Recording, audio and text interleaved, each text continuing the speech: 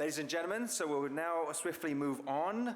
I'm now pleased to give the floor to our next keynote speaker, Minister Delegate for European Affairs of France, Benjamin Haddad.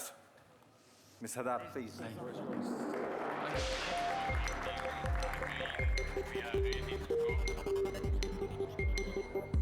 Thank you. Thank you very much, dear commissioners, dear ministers, all actors of the space sector. It's really a big pleasure to be here for the 18th European Space Conference, which shows the talent and energy that we have in this space field in Europe, and the need to put together actors of the private and business sector, policymakers, industrial actors to shape a common European policy on space. I don't need to redraw the map of all the challenges and opportunities that we're facing today in the space sector. We know the geopolitical context, the Russian war of aggression against Ukraine at our borders, and the threat that Russia is posing to all of our democracies. This war which has highlighted not only the role that space plays in war and geopolitical context, but also the dependence of European actors too much today to external actors. The highlight international competition from China, from the United States, and the need for Europeans to develop their own sovereignty and independence in the space sector. The increased role that space is playing in all sectors, telecommunications, mobility, agriculture, of course, defense and security. This is a moment that is both a huge risk for, I would even say, the survival of our sovereignty, but also an opportunity if we seize this moment and we help all the talents that we have here in this room to shape a common European policy and avoid the pitfalls that are ahead of us. The pitfalls are numerous: division, fragmentation, lack of investment, lack of competitiveness, lack of a real governance policy. We've discussed all of this in the previous speeches, and I won't come back to it.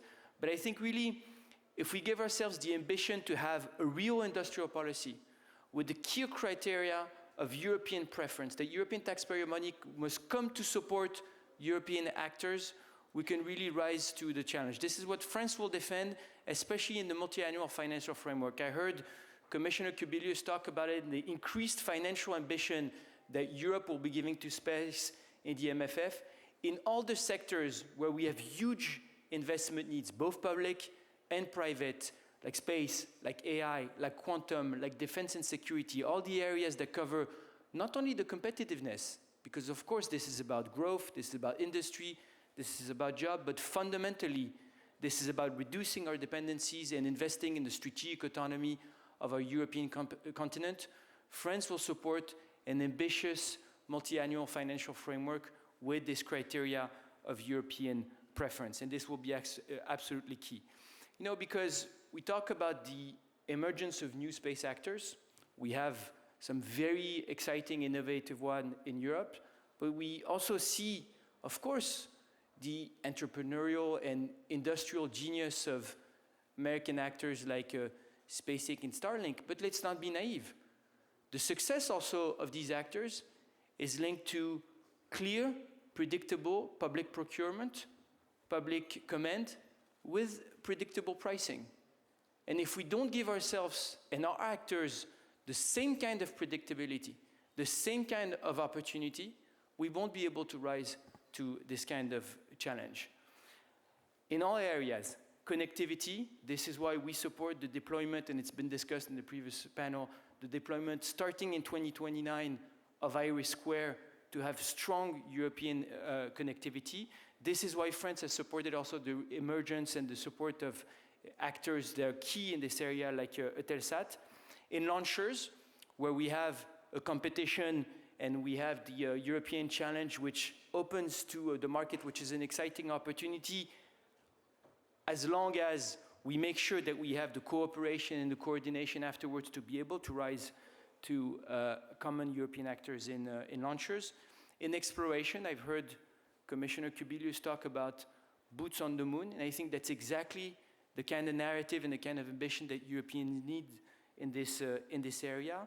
And of course, in the regulatory environment, where we need to be able not only to put a level playing field for our actors and have an integrated market at the European level, but also to make sure that space is not the wild, wild west when you think of areas like security or like debris.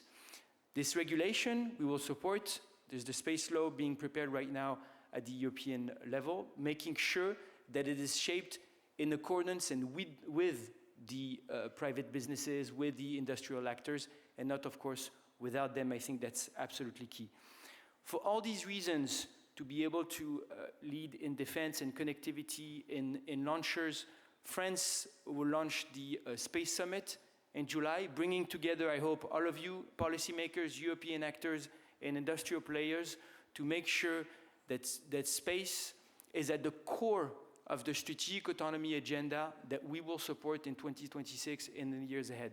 Once again, if we miss this moment, we will leave others define our space, define the rules of the game, and we will completely lose our sovereignty and access in these areas.